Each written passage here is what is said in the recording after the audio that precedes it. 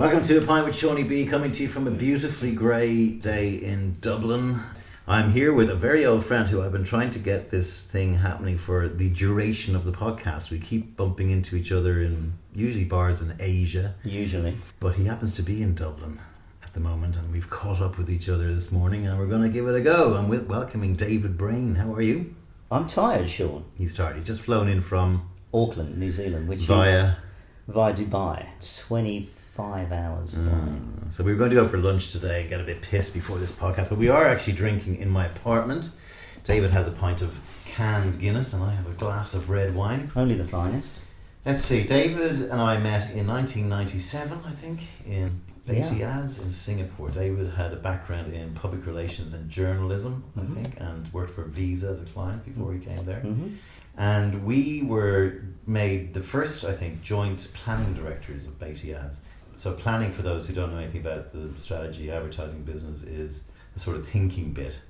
Working out basically just do it for Nike and why Nike should do just do it, and then the ads flow out of that. But if you have two planners, as we were, and one of them is called Boyle and the other is called Brain, and the CVs are identical, and you're in charge of hiring one of them, who do you pick? So I was the Boyle of the operation and David was the brains of the operation. But we had good fun, huh? We did. That was a strange job for me because I had just been let go, I think the phrase is, by the PR company. Fired, just say fired. Thank you. Everyone, just stop saying pursuing other interests. I was self-satirising, I don't need you to. I was reformed. Thank you. I was let go by this PR company I've been working for, and one of our clients had been Singapore Airlines. And one of the great things about PR companies is that you have access at quite senior level, and I was the speechwriter, amongst other things, for the chairman, Dr. Chong. I'd met Ian, because Ian Batey, the sort of David Ogilvy of Asia, kind of crazy little fucker if you're listening, and learned an awful lot from you, but you were a bit of a prick. Is that fair? Pretty much. Ian knew me from joint meetings we've been in, and Ian has, for those who don't know, had created the Singapore Girl, the main campaign that BateyAds was known for, and the great way to fly and all of that. And we were the little PR company, but I had access to people that he didn't have. So basically, over a few beers, the Singapore Cricket Club, which he made you pay for, I'm sure. I'm sure he did. He said to me, "Well, why don't you join me? Because you got access to the chairman." To which I said, "Well, I don't know anything about advertising." He says, "All right, you can be a planner. I'll teach you planning. You give me access to the chairman." And that was what we did. So I arrived into Batey as the first and only planner, because I think it was a couple of months before you arrived. Well, I was on the UOB account. I was a suit. Oh, you were a suit, were you? And then I moved down to work with you. Which was very unsuit-like suit. Well, in Ireland back in the day, there was no budgets for planners, so the fucking suit had to do the planning. And I find today so many suits just defer to planners, and they should be fucking thinking. They know more, but they technically should know more about the business or the client, at least the client, than the planners do. And they go, "Oh, we haven't got a planner, so we can't do anything. We can't write the brief because the planner's not here." Write the fucking brief, it's not that difficult. I think it's the compartmentalising that most of them like. The idea that if the idea of the strategy gets rejected, then they're sort of, anaesthetised from that. His fault. Exactly. Yeah. Bring in another We get another planner, we fire him. That's it. But I mean, it was so. I left Ireland in '96 to go to Singapore, and it was my first time leaving the country. I threw away a kind of sort of directorship role in one of the bigger agencies, and I was scared to the point where today I just go. My rule of thumb is anything that scares me, I gravitate towards and try and make happen, because it's never as scary as you think. Probably a bit like you going into advertising. Well, I was desperate as well because I didn't have a job. This wasn't so much bravery. But you were in Singapore, right? I was in Singapore because I'd been running this agency, but I also had my now wife, my then girlfriend, up Susie. with me. Hello, Susie, if you're listening. And so I pretty quickly had to get another job. When I arrived in Singapore, I just found all of these people who were running away from something. And it was like minds, like running away from good and bad, running away from like the Australians. Even though Australia is my country as well, I'm an Australian citizen and I love Australia, I can see how Aussies go, "Oh fuck, there's a big wide world out there, mate, we've got to go fucking see it." And same in Ireland. And so you suddenly, you're in a pub after work with all these people who aren't going, "No, don't bother trying that." It's like the Eddie Izzard sketch. "I want to be an astronaut." No, you're never going to be an astronaut. Work in a shoe shop. Okay, I want to work in a shoe shop. don't be above your station. Work in a sewer. Okay, I work in a sewer. There's just that thing about Britain, Ireland, Australia. You know, just kind of you're corralled into this fucking path of you are decrepitude. You are, and you're looking at the good side of sort of expat life. I mean, there was a sort of another side to it as well. It's that sort of great phrase for the Brits of failed in London, try Hong Kong. There were a lot of those, and I think very true about Hong Kong. Well, very true about Singapore as well. You know, there's that sort of idiot second son brigade who were, I guess they were escaping their own servitude, lack of intelligence. There you go. Like we've still got a lot of friends there, right? And when you go back, say to Singapore or any of those Asian countries, thankfully the Asians have taken over, right? So they were kind of hiring us because they thought we knew more about stuff than them, which is probably vaguely true. Vaguely true, is right. But you arrived there and it was just this very long hours, but everyone was together and there was very little politics. There was politics with Ian and everybody else, but everyone else was kind of behind the idea of the agency. Yeah, but I think Batey was probably a bit different to most other people's experiences of Asia. I mean, it was genuinely egalitarian for all that we might say about Ian's parsimoniousness at the bar. Yeah. I mean, he was very sort of generous and took risks on people. And why the hell would he hire me? Or me. Yeah. I remember he said to me... But we turned into good planners. I mean, I don't think we were to start with. I remember Ian said to me, like, you know, I did bag him earlier, I have also gone on record as saying, you know, I left Ireland after doing close to 10 years in advertising here. I learned more in 2 years off Ian than I did in 8-10 years here about how to do advertising well. Yeah. And he had this bullying approach which you have to deal with. But I remember him saying to me, you know why we hired you? We got you checked out in Dublin, and half the people we spoke to thought you were great, and half the people we spoke to fucking hated you. And that's why I hired you. You were Marmite. You hired Marmite. And you know, also he put people like you and me together. He put a hedge school trained bogman from Ireland in touch with the kind of classic PR client guy, so that we might yin and yang, and then his whole brand thing was about yin and yang, the hard and the soft values. So the whole thing, despite it looking and also beautifully designed and presented, the whole thing actually made huge logical sense. Yeah, it did too. There was a huge energy. I mean, you know, for those who've worked in agencies, you kind of know and feel when you're in them whether they're good or bad, and there's sort of a culture and an energy to them. And you know, I knew nothing about advertising, and still the only ad agency that I've worked for. But I just took away the fact that it was an unbelievable melting pot of incredible talent run by this maniac, really, who was uncompromising in... I respect that about him. So do I, in his sort of intellectual approach to what we were doing and trying to achieve. But, I mean, his creative, you know, rigour was incredible. So you touched on Singapore Girl there, which a lot of people in Europe don't really know of the Singapore Airlines story, but... So it never would win an award. So you pick an icon, you put her in everything, and so every time you look at an ad, you go, that's a Singapore ad, right, in the centre of Time magazine. And he was ruthless in not letting anyone change it. And one of the lessons I learned was he brought in a load of creatives, Neil French being one, who was like, now it's subservient to women, which is ironic coming from Neil. You know, and I need to change it. But I understood that the reason people like that needed to change it was because they wanted to say, I changed it, here was my new idea. Yeah. So he started hiring hacks, not hacks, but like got old dogs for the hard road from, you know, who were able to just do great art direction, and he'd just say, put her somewhere special. And so you end up with this 20-year fucking solid kind of, this is what we stand for. Yeah, I mean, one of the first things I had to do for him, one of the marketing directors, I can't remember his name, is it Michael Tan? There was some doubt about whether we were going to continue with the Singapore Girl, which, you know, obviously now when you look at, for all the reasons you said, would have been crazy to get rid of this huge thing. And I'd come across Instagram, which many people know, you know, brand strategy agency, and one of the things that they did in those days that was pretty cool and of the time was brand valuation. You know, how much of the asset worth of the company is intangible, and how much of the intangible... Which was very early for that. Very early. How much of the intangible is down to the brand. So I brought these guys in and we did this whole thing, and I got this presentation set up where essentially what we did was present to the board that the Singapore Girl, the icon, was worth 17% of the asset net worth of the company. Yeah. It was almost like a light bulb went up. So that's X many jumbo jets. Yeah, and Ian was quickly onto it saying, and just with aeroplanes, you've got to have a maintenance schedule. And that was the ad budget. Brilliant. He came in one day to you. He said the year is probably this year. Probably the year is 2020, and Singapore Airlines is no longer number one in Asia. It's Philippines Air. Tell me why, or something like that. He just left it on the table.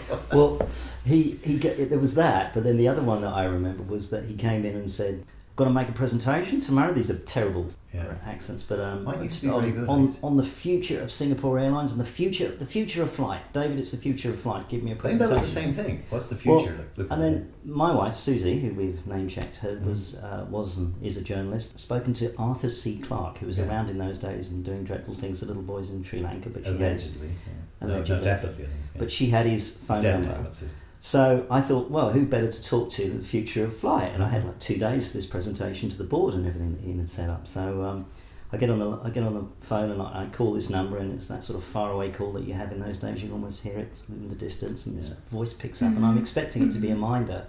Then it's Arthur C. Clarke, and I'm so shocked that the man himself has picked the phone up. He says, "Yeah, Arthur, how can I help?" So I said, panicking, "Mr. Clarke, what's the future of flight?" Which was the best thing I could have done rather than introduce myself. And he said 2 things. He said anti-gravity. He said they're already working on it in Norway, so at some point they'll be able to make the planes float.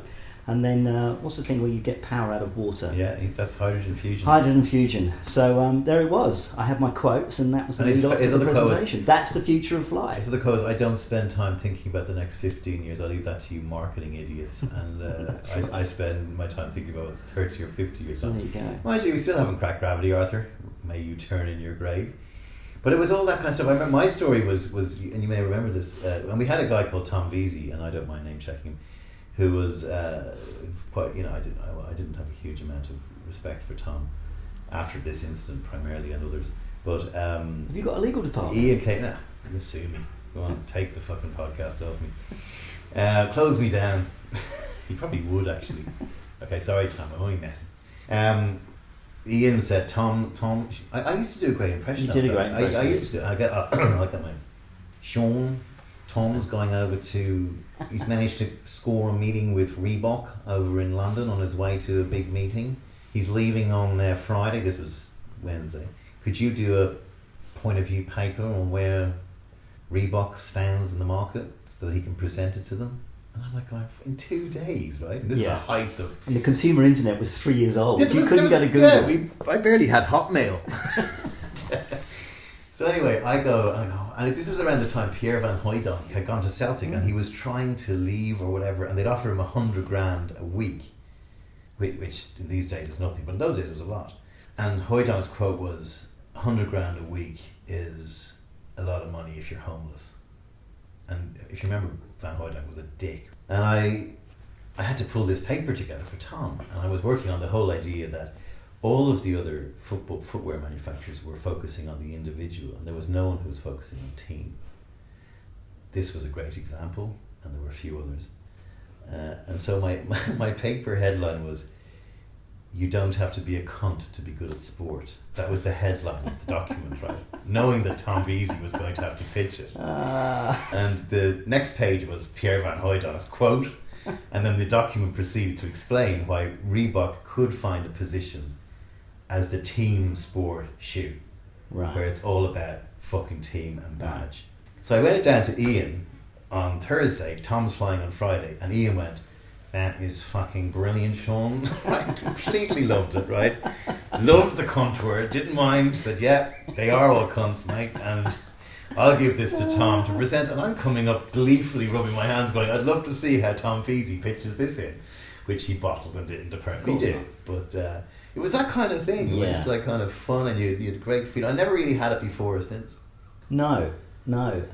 Tried to import it, couldn't do it. No, it's all about Ian being a dictator. It was. As I've now learned, and I didn't know then, I thought it was all normal. I mean, as far as I was concerned, all ad agencies worked in this crazy way, and there I was in the middle of it, and I loved it. Good way of going. I guess our job, as I see it, is we have to turn a light on at the end of a tunnel that they aim for.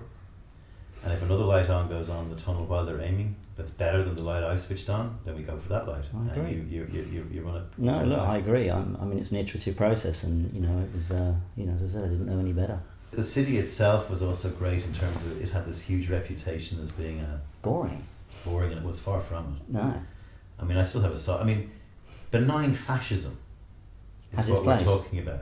Is that what you say? That's what I call Singapore, because I think when, the guy who invents fascism doesn't go, you never guess what I've come up with. I've come up with this brilliant way of fucking everybody, right? They don't do that. They just happen to do it like in the process of getting it wrong. It was. I mean, is it benign? So unlike many other fascist regimes, the weapon of choice was not machetes, machine guns and fists, although that did happen in the early days. It was the inland revenue. And gerrymandering. I mean, they didn't care about us. We were all just deported. None of us counted. But I mean, certainly Singaporeans were routinely harassed by the inland revenue and bankrupted. And then once you're bankrupted and you're out.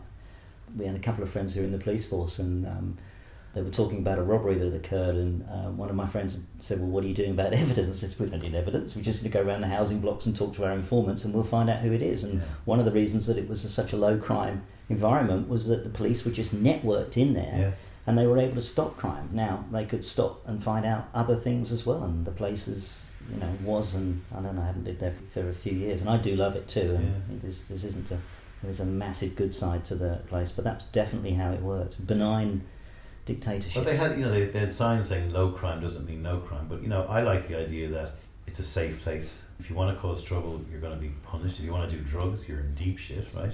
I mean, I remember being at some parties where there was grass or something, and I'm going, let's get out of this fucking party. Like, I didn't do any drugs at all there, and I didn't do them anyway in my life at the time. And No. But I remember one of the photographers went to film the police branches around Singapore as a big job for their annual report or something, and he was busy photographing one out near Changi, and in walk all these guys with long hair who he knows from all the bars, who are drinking with them, and they're buddies, and they're all cops. To your point. To your point. Yeah. But what I love about it is the way it has ethnic issues, which they solve pretty well by putting everyone into the same offices. I don't like the fact that they brush so much. Like my dad said, I'm sure Singapore has a homeless problem, and I'm going, you never saw it. He probably does, and you don't know it. Yeah, so it's all very clean, but But one of the great examples I remember was how they controlled things through cultural norms that we wouldn't necessarily recognise. So you remember the thing about face in Asia and China, and facing, for those who don't know, is that something that affects your reputation or somebody embarrasses you publicly. It means an awful lot more to them than it does to us. We just might just laugh it off, and they can't. But there was instances in the HDB blocks, because sort of the council blocks, the public housing, where people couldn't be bothered to wait until they got to their flat to have a piss, so they were pissing in the elevators. It was a big problem.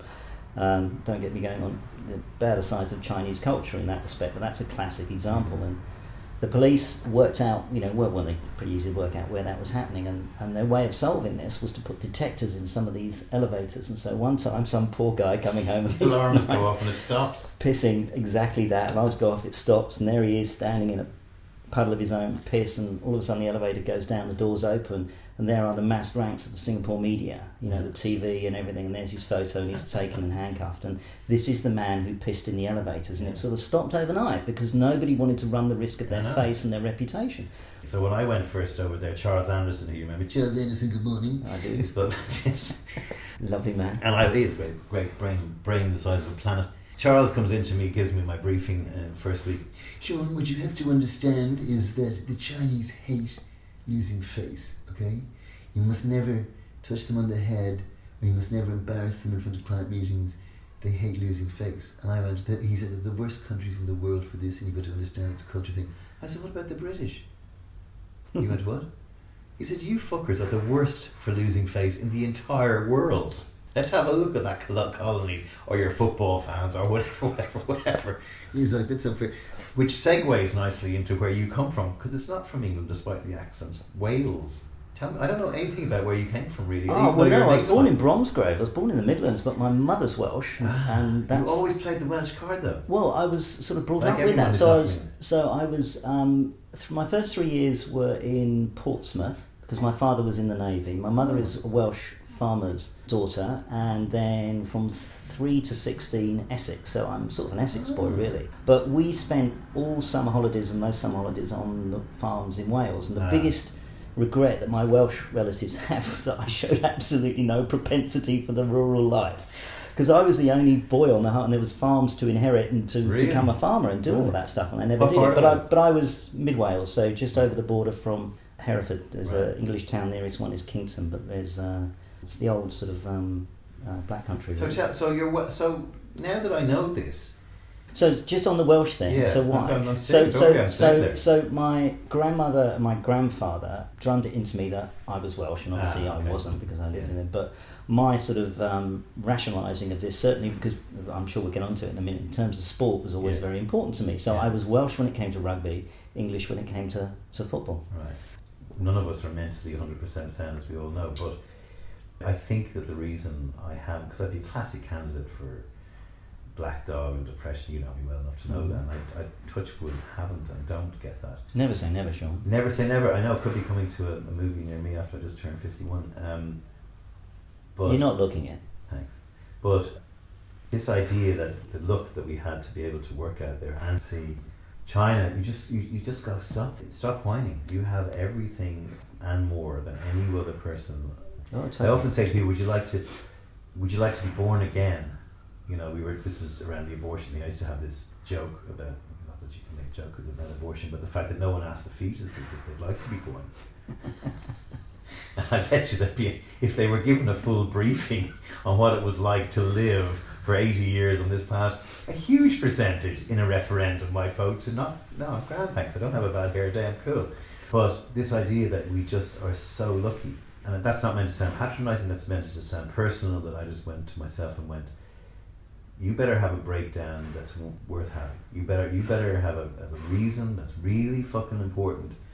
Otherwise, pick yourself up and fucking get on with it, because, and I know it's a terrible thing to say to people who have depression, but I'm not talking about that. I'm just talking about the insight it gave you into how lucky we are as people to have been born in the first world. No, I've got I agree 100%. I mean, without being too philosophical about the time in which we live and the time we're going into, I mean, it's been an amazing time to be alive. But I think as you get older as well, in terms of depression, I know about you, but you sort of spot your moods more. Do you ever get it? No, I get down, I get blue, but I'm quite a sort of stable sort of person. But I recognise now what makes me sad and down and low. And one of the things, I just gave up a job 2 years ago. I was sort of I worked for Edelman, world's biggest PR company. I lived in Auckland for 6 years, running Asia.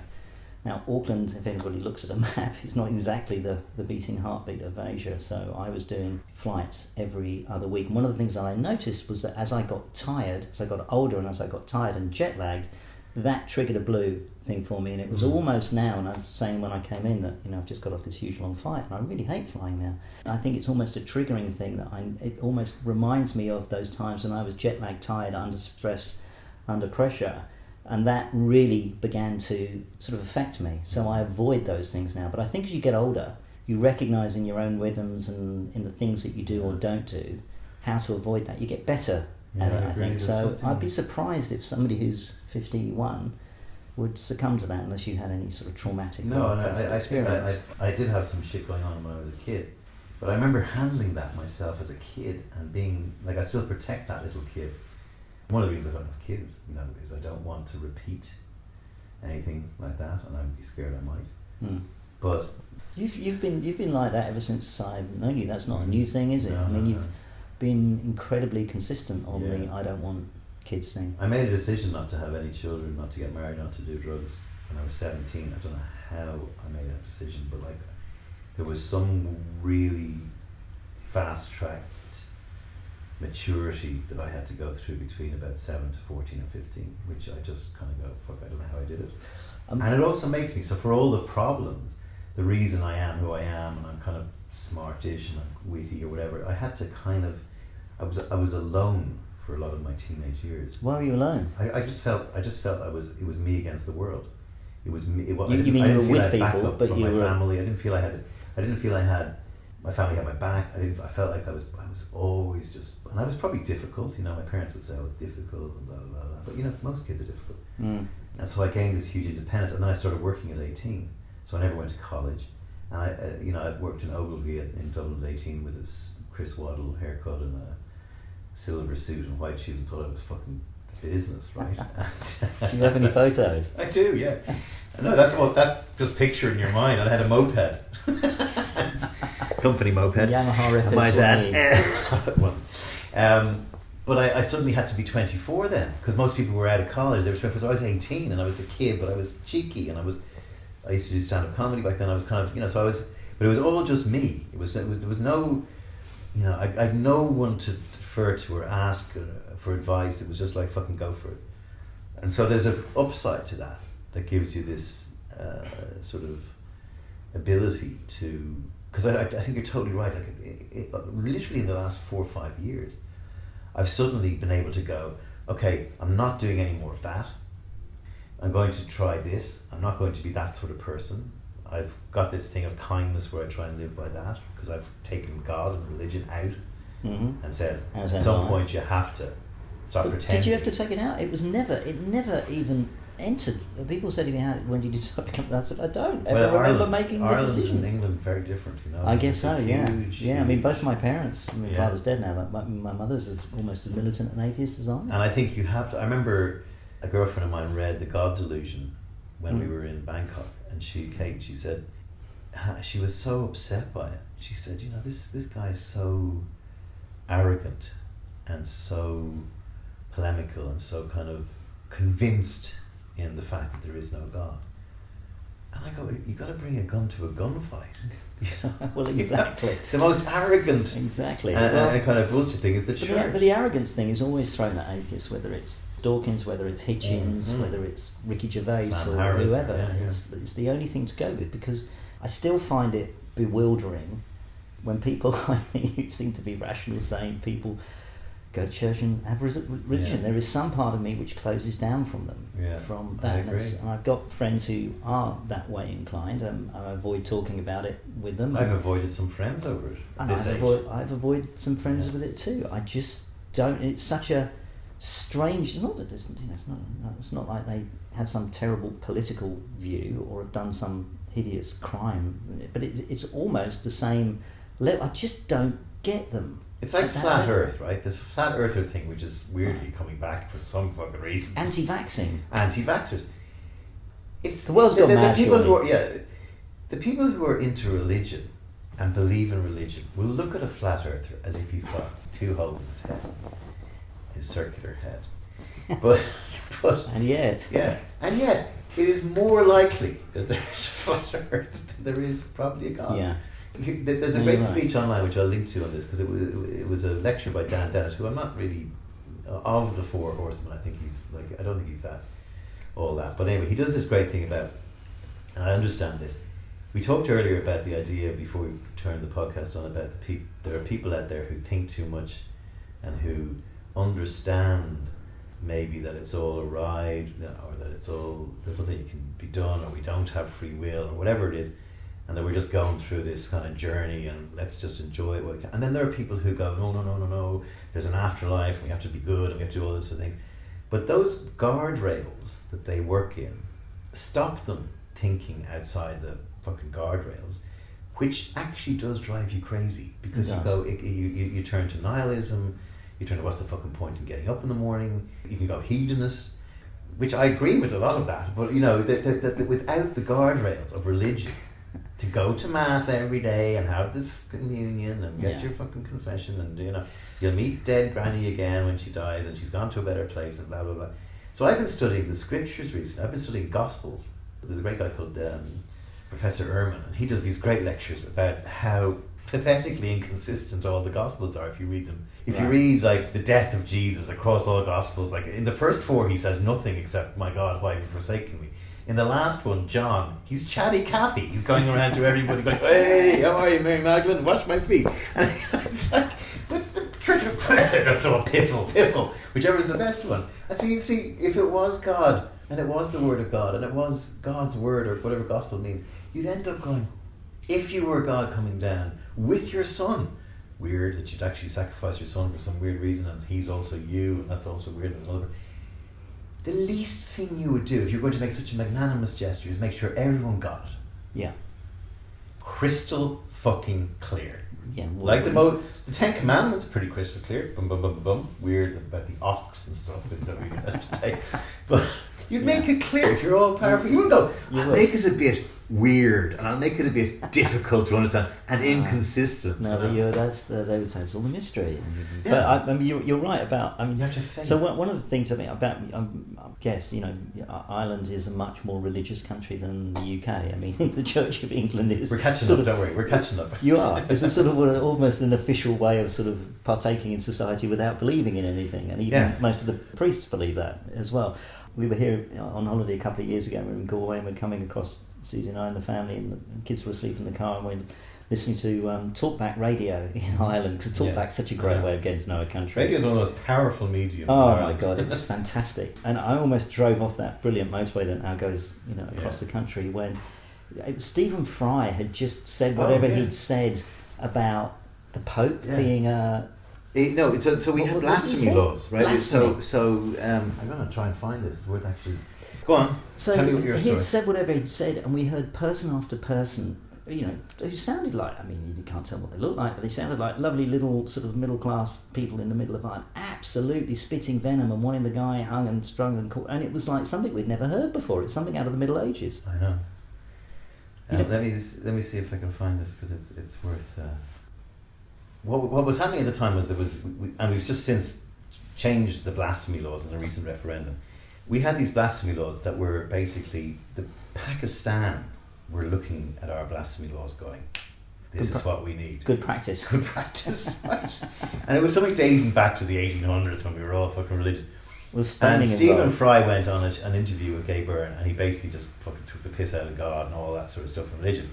And some guy out in Mayo, I think it's a prank, I hope it was a prank, because there is that side to the Irish that would go, this would be funny, So he kind of... He went to the local police station and reported Stephen Fry for fucking taking the piss out of God, right?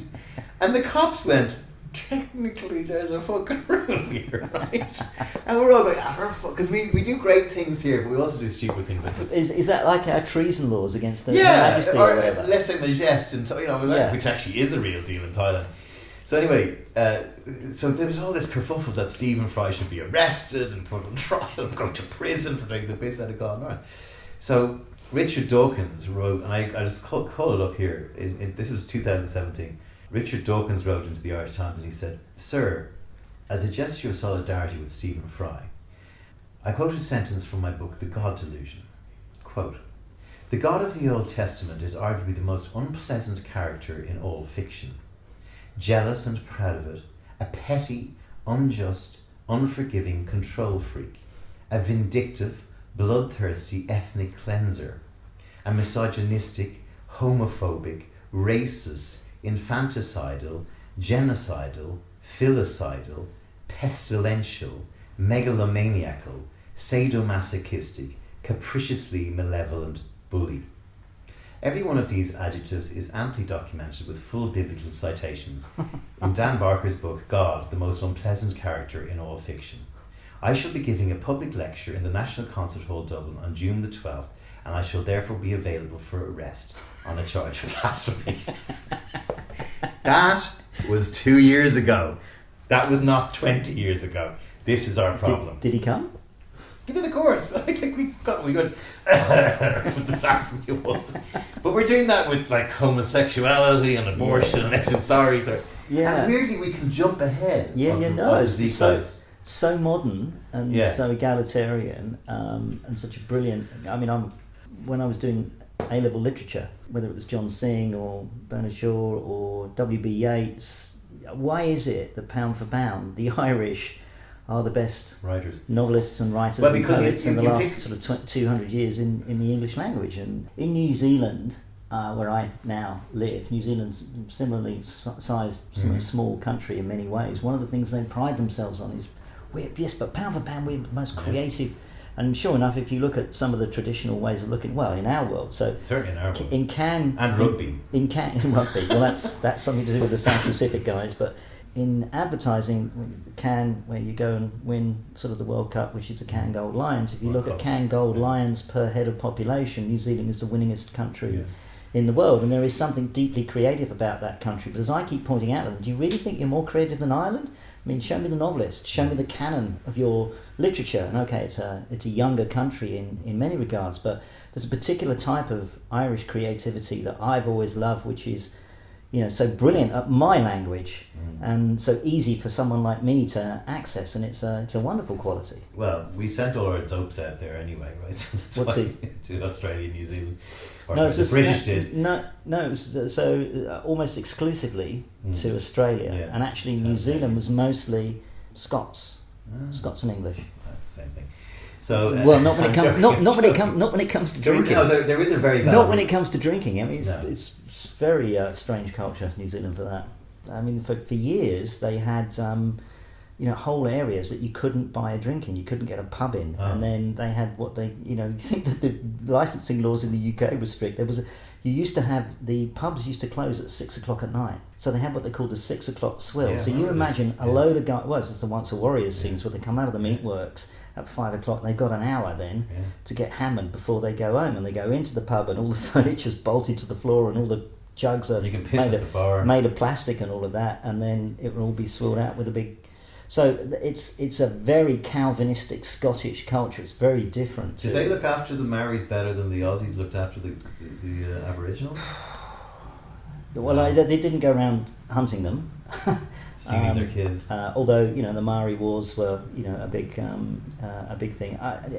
Yes, and there's a treaty. So the Waitangi Treaty, which was between the Maori and the Crown, still exists and is still honoured as such. But if you look at the prison population, if you look at where poverty lies, if you look at issues like domestic violence and drug taking, it is not almost exclusively, but it's a familiar story. There's no doubt that the imperial legacy has still kept that population in a dreadful place. Well, the imperial legacy is why we have better writers, because if 8 people took up a gun, 2 people took up a pen, and so a huge amount of our literature, even up to Seamus Heaney and stuff like that, is all based and rooted in nationalism and rooted in the oppression and rooted in the famine and rooted in trying to get a fair go, right? So Sean O'Casey's plays, W.V. Yeats stuff, even when you look at stuff like Ulysses, there is still this huge part of us that's screaming to say for recognition. Is that true now? I mean, is that? Yeah, I think so. Yeah, I think that's, it doesn't that seem runs all to the me, way through us. Doesn't seem to me to be. The literature and the people that we talked about were many of them writing 100 years ago, but it seems to me to be a country confident in itself now, and I mean certainly in terms of its legacy with the British. We're looking good. We have a government that's doing very poorly domestically, but doing well on the public stage. We've got a gay immigrant as we're a bit Canada-esque. You're not as cool as us in that regard, though. Look at Jacinda. No, well, I mean, she's brilliant. Sorry, I thought you meant English. Yeah, sorry, much better than Britain. Yeah, no, I mean, New Zealand is a place I never went to, by the way, so I'll have to go and visit you, because everyone said it was like Ireland, and there's a huge affinity. I think the affinity Irish people have is with New Zealand as a country. Scottish people, definition of a Scots person or an Irish person is a Scotsman who can swim. I always said that about the Irish from the Welsh perspective. Just Welshmen who learn to swim. So go back to your thing. So you were a kid in Essex mainly. Is that where you brought up? Yeah. Were you good at school then? No, I was terrible at school. Right. I went to comprehensive schools that weren't very good. I think I had a bit of a process. No, I worked quite hard. The reason I got by was I played football for the football team. We used to play football together, Dave. We did. And that was the only thing that sort of let me be and let people not pick. It was terrible. It was bullying and all that. It was a dreadful place. And your name probably didn't help. It didn't help at all. Although it helped in Singapore, Tracy, but you lose on the round. Mine didn't help in school either, I'd like to add. No, I mean it didn't, Mr. Boyle. Boyle on the bum. Yeah. No, so I really didn't enjoy school, and I wasn't very good at it. My mother was a teacher and was, I think, vaguely dismayed. In the same school? No, somewhere else. But I think she was vaguely dismayed at my academic achievements or lack of, and so homeschooled me a bit. And so my school was one of the first to do the CSEs. It was so modern. So in a comprehensive back in the day, the idea was that you had mixed abilities, top to bottom in a geographical area. You had geniuses and people who were, significantly educationally disadvantaged. And my school went one step further in almost a Corbynistic way. I know, let's put that mix in every class. Oh my God. The brand balance in every class. Think about what that meant and what that meant for the How did it work? teachers. It didn't work at all. It was chaos. It was like some bright new world. It's called Greenswall Comprehensive, and you can't even find it on a Google map. I think somebody just obliterated it. Was it a test idea? It was just some bright new educational experiment, and it was just anyway. So that was awful. And then so I'm 16, and I've got by then a complete Essex accent, which obviously I've lost a lot of. We moved to Liverpool. Ah. So imagine that. Essex boy turns out, and I went to a technical college. Also ripe for on bullying. Merseyside, well, the Wirral, which is a posh bit of right. Liverpool, but it was. Actually, the Liverpool people are my favourite people in England. Yeah, well, that was well, that's because you're Irish. Yeah, I think there's an affinity. But really, you're a United fan. I know, and I've been over and back to Anfield, and we get onto football through this segue with walking into the fucking Kenny Dalglish stand corporate box with Austin Lally, my friend, and just gone, yeah, I'm a United fan, and they go, oh, that's a bit brave of you to say that. But I remember walking onto the steps and just 2 hours before kickoff, just looking at that pitch and just fucking totally respecting it. And for all the shit between Man U and Liverpool, and there is loads of shit and kind of hatred, at the very root of it all, with all the money that's happening now, there's this huge, I think, respect that the two clubs have got this fucking heritage, as Jose Mourinho once said in his thing, that goes really deep. And I remember just looking at that pitch going, the amount of fucking goals I've seen and obliterations that Liverpool have done on that pitch. It's kind of like, I don't want to worship at it, I don't want to be in the fucking cop shouting for them, but I'm not going to be, they're all a bunch of cunts. I'm going, and all right lads, all right, you fucking, you're not like the other fucking manx and blah blah, that was sort of a Liverpool Manchester sort of accent, but it's because you're Irish. Yeah, so it is, and it also is downtrodden. It is downtrodden, and it is a city that has, I think it's a city closest to Dublin with more Irish people in it than any other. But what was it like growing up there? So you were useful at football, right? I played football there as well. So it was 16 to 18 there. But you were asking about some school and education. It was a technical college. So I got enough O-levels just to do A-levels, and I got enough A-levels just to get into university. And when I got to university, educationally, I think I just matured, and I liked that environment much more than the terrible school and technical college that I've been to, and I was fine then. You did literature? I did literature. It was the only thing I could do. Right. At A-level I did art, literature, history and general studies. And then I did literature as a degree at the University of East Anglia. One of the courses I did there was with... Norwich or something? Norwich, a funny city. You got a Louis. You're from around here, I'm from around here.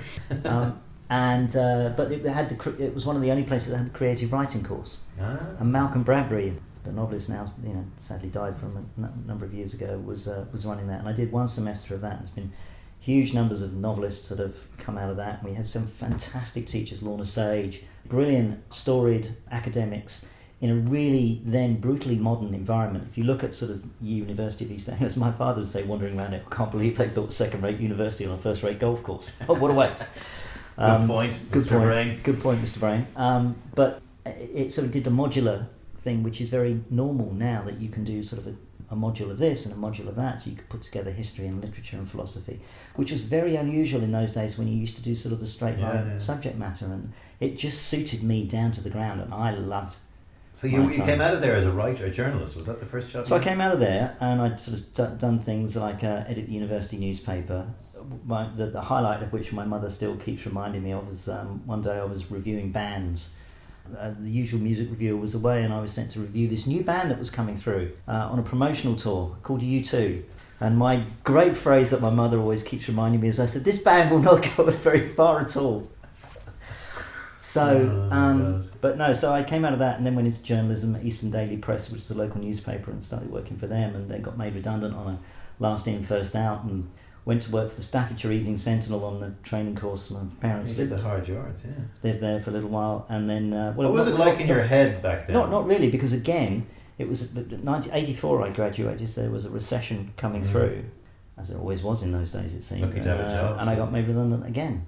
So then I ended up in Newcastle on the Evening Chronicle, and they couldn't pay me to finish my training, so I worked in a PR company half-time and on the newspaper for the rest of it. So I did finish the qualifications, but doing dog shows, cat shows, Women's Institute meetings, Coroner's Court, Juvenile Court, Crown Court, it was pretty boring.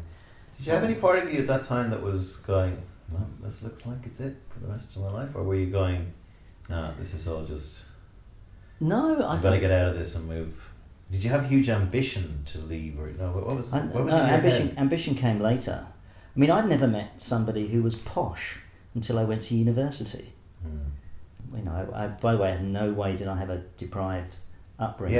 Middle class. Yeah. You know, that sort of middle class thing. But we lived in lower middle class places for most of the time. But no, I'd never met anybody posh, and I don't think you were encouraged to have huge ambition. And it was only when I got down to London, and by then it was sort of the mid 80s, and ended up in a PR company in the West End, that, you know, all of a sudden you get exposed to all that sort of stuff, and you think, oh my God, I can actually get some of this. It never occurred to me that you could have nice cars. But you had writing chops.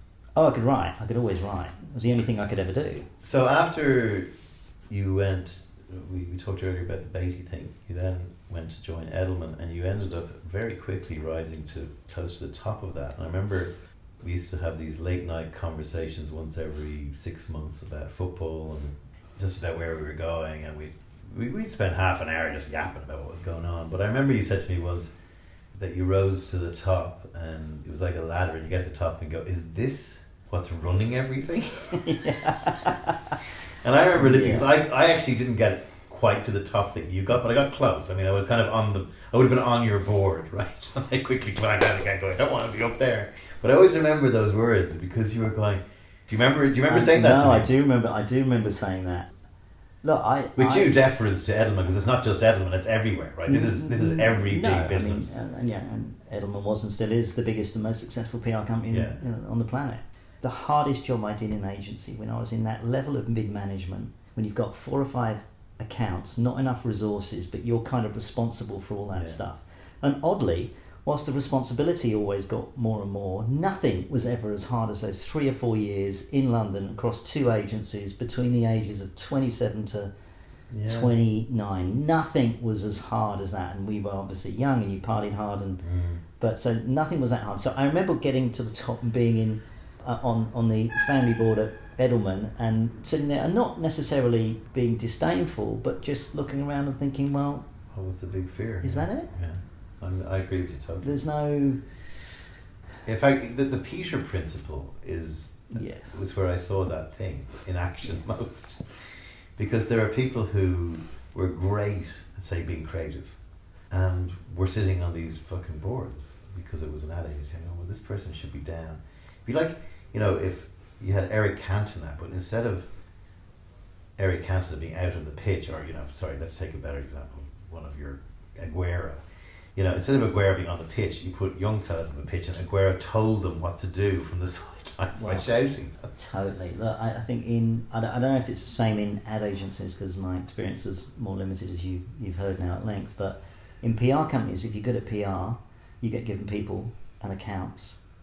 You slowly rise to the top, and you end up running a company, and nobody's trained you for that. You're good at PR. I mean, who said you were any good at running a company? Most of the best PR businesses are run by people who've had no business training, or often don't really have the instincts for people management at all, and there's just no filtering them out. I de-Peter principle myself. You did? Peter principle. Yeah, there must be a I got up there and went... What was your highest? Probably Saatchi. Role? I was on the global planning board of Saatchi, and I was also global head of planning at 2IC to Guy Murphy and JWT. But so I was in the smoky rooms. You know, I was hearing stuff that was just deeply unpleasant, and because I always kept a little flame of ethics and try and do the right thing and don't be a cunt in me, which doesn't play in New York, right? If you can't be trusted to be a cunt, then you're not on the board, right? If you can't be trusted to have the fucking secrets of Shell, as we did in JWT, or the fucking diamond company in South Africa, right? they're like the cigarette boys. So that those are client issues. No, but you can imagine the spawn that comes out of that into the agency, right? Right. It's just like, it's the famous Bill Hicks thing. What did you do today, dear? Well, we found out that we put arsenic in baby food. It helps them sleep better. Good night, dear. And you just go to sleep. But you just do it, right? You don't ask any questions. And it's like, anyone who asks questions... I mean, Tal Adams used to say to me that, I used to get hired and fired for the same reason. Right? So these companies go, we need someone to come in and tell it like it is and kick us up the ass and tell us what we're doing wrong. And then 2 months later, this guy's kicking us up the ass and telling it like it is. Get rid of him. He's not a team player. Right? And so I just couldn't cope with the fucking whole thing. And I still can't. I just can't do politics. I never could. Well, I was surprised, and to Richard Edelman's to eternal credit, they seemed nice because they were still family owned. He put up with my saying that. I mean, most of that, I worked 14 years at Edelman, and before that, the longest time I'd spent in the company was 2.5 years, for partly the same reason. So you used to talk very fondly. Richard put up with my shit for a long time. One of the other questions we had, and I need to put this down on this fucking thing, is advertising versus public relations. We had a discussion once about the fact that public relations is more nefarious than advertising, and you disagreed with me on that. Nefarious? Yeah, but public relations is more insidious and sinister and horrible than advertising. Because advertising, at least that's an ad. Public relations is buried in a fucking article by some journal you've paid off, and comes from Goebbels, right? And you were still able to defend it. Maybe that was because you were still chairman of Edelman. What about now? Where are the bodies buried, David? I mean, is it really... So that's almost as juvenile as a journalist's view of advertising, and maybe that's why you rose as high as you did and no higher. So you patronising ad man. You know what I mean, though. Well, you're talking about press relations. So in PR, a multi-billion-dollar business, the reason most of that business gets done is that companies and organisations have to live and work within society in some way. They can't just go off and put arsenic in baby food and... They can. They did. But they can't for long. They can't for long.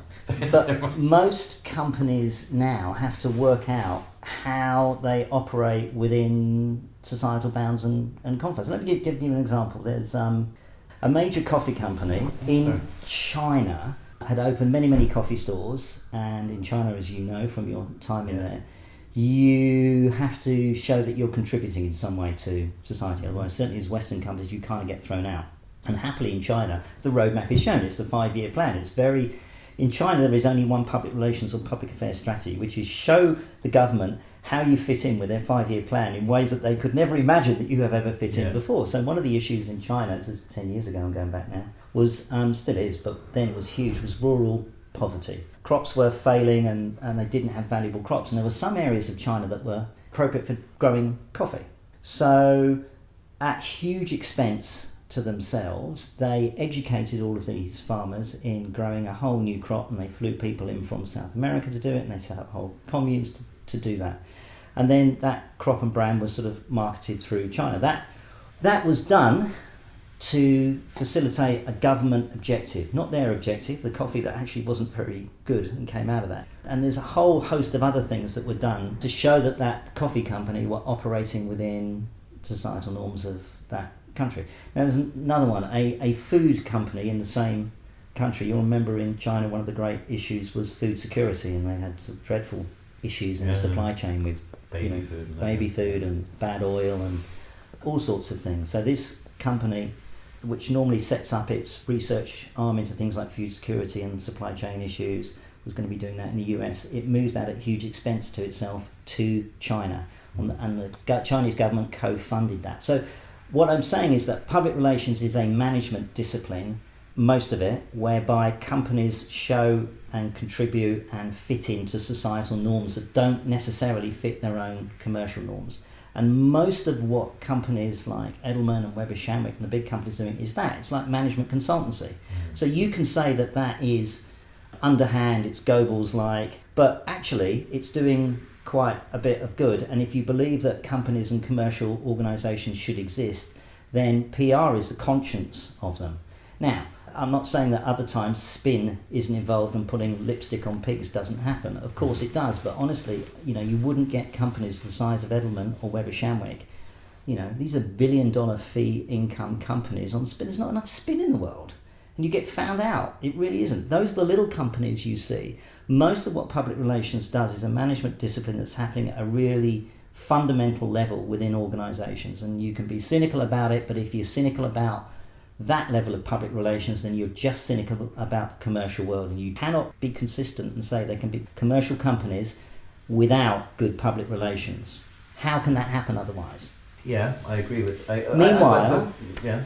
Advertising just fucking sells more shit. The first two letters of propaganda are PR. The first two letters of advertising are ad, etc. So my point is that people know what an ad is. Increasingly blurred. So you're narrowing it down now. Yeah, I'm just saying that. No, I totally accept that companies have a role to play in CSR. They have a role to play in community. They have a role to show what good they're doing, not just in terms of employment. They have a role to show what good their products are doing. They have a role to kind of start blurring the edges between journalism and whatever. So you think PR is the thick of it, ab fab.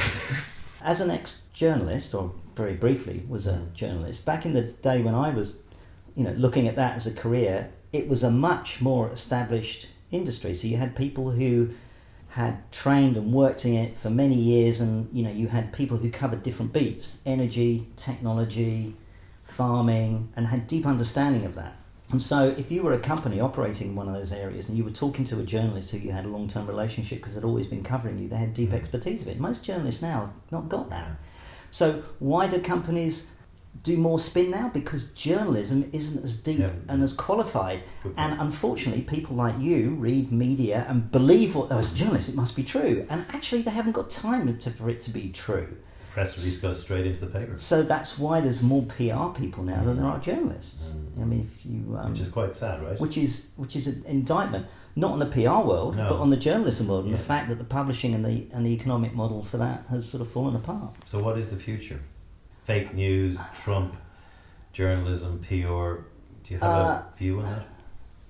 So, I mean, PR companies are growing slower than they were before. The PR world, I think, will grow at the same rate as the economy. I don't think it's going to grow any more or any There'll less. always be a need for it. There'll always be a need for it.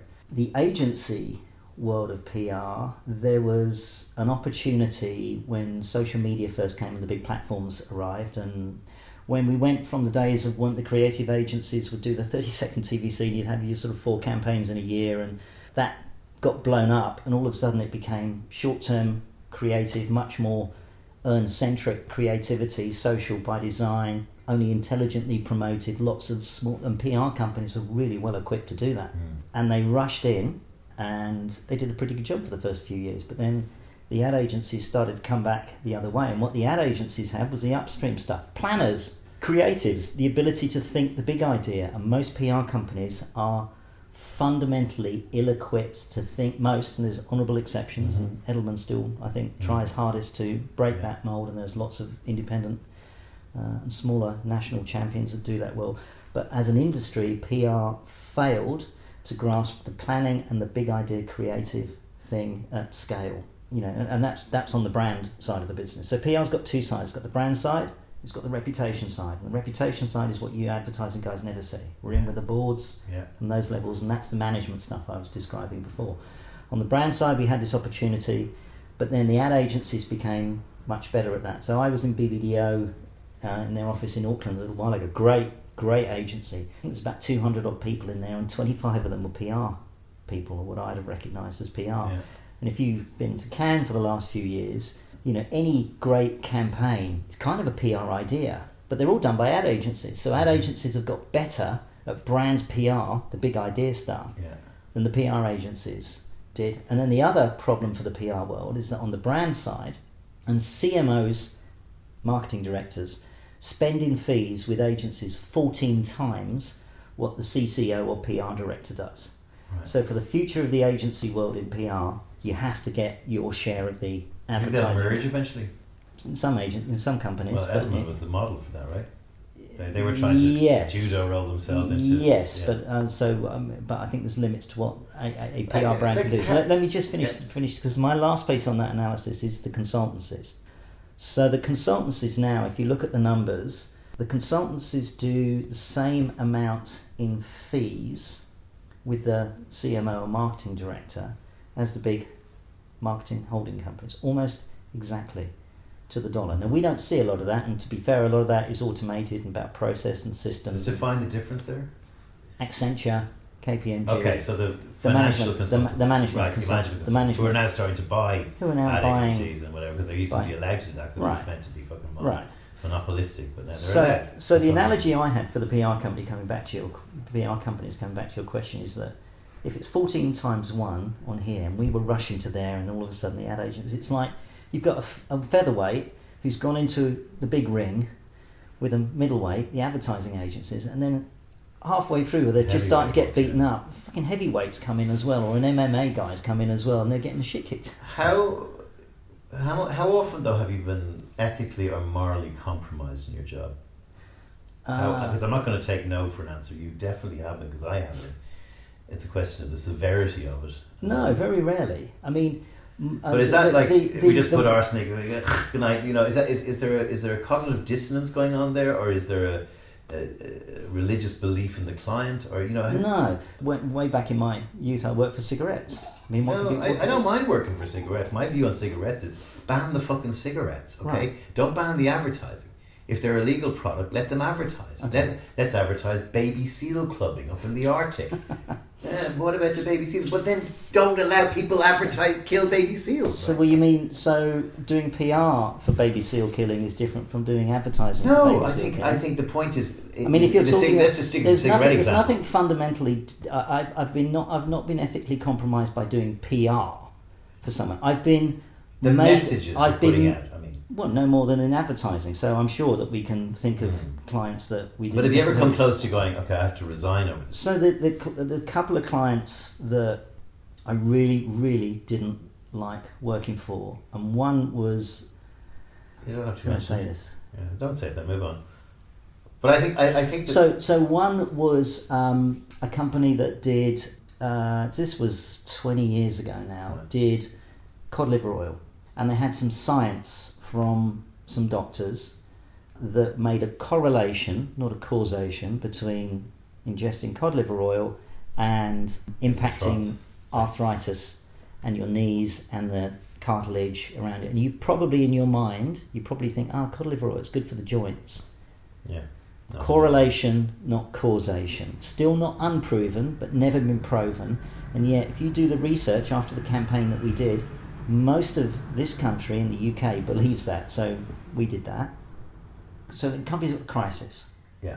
When a company's, something has happened, there's arsenic in baby food, and they discover that arsenic has been put into baby food. What do? When you go into that meeting as a PR person, you're usually going in with the CEO who's absolutely cacking it and worried about his share price and what this means to the company, and the lawyer. And the lawyer is the one who's saying, don't admit anything. And the PR person is the one going in and saying, if you don't admit anything and you cover this up, this is how it will be written about, this is what's going to happen to your reputation, and here's the brand impact for that.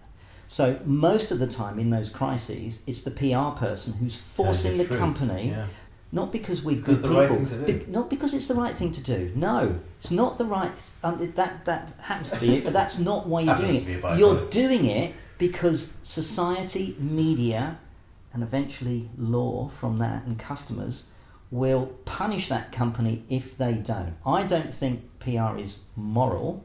I don't think it's immoral. I think it's amoral. I think we go in and we say to companies, this is what's going to happen. This is how the media are going to write that. If you cover this up, this is how you're going to get treated in legislature. This is how your employees are going to think. This is what your partner's going to say or do. You're fucked if you do the wrong thing at this point. This is one of those moments in time where you've got to do the right thing. Not because it's morally the right thing to do, because it's the best thing for your business to do. Most of the time, good PR people are having that conversation, whereas the lawyers, all the lawyers see is the court of law. We come in with the court of public opinion. The poor old CEO is usually caught in the middle in that.